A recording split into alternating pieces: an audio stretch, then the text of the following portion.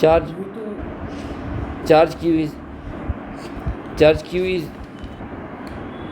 q is placed on each of n minus 1 corner of polygon of n. Set the distance of center of polygon from each corner. Electric field at center. দেখ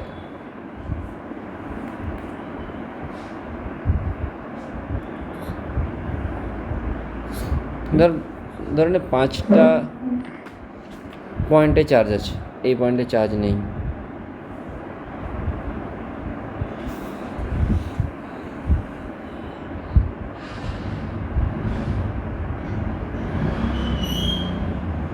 এটা 6 নম্বর point. তো এবার এই 5টা পয়েন্টে যে charge আছে, এইটাতে যদি না চার্জ থাকে তাহলে নেট ফিল্ডটা কোন দিকে হবে জানা আছে? নেট ফিল্ডটা এইদিকেই হবে।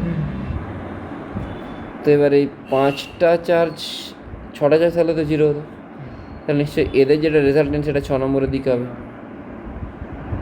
আচ্ছা, তাহলে এরকম এনটা যদি চার্জ থাকে তাহলে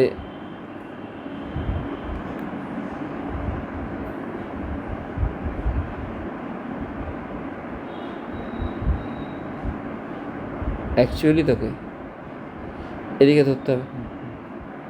তাহলে এইটার জন্য যেটা ফিল্ড হবে, এই 5টার জন্য ফিল্ড কী হবে? তাহলে ফিল্ড কত হবে? k × q/r²।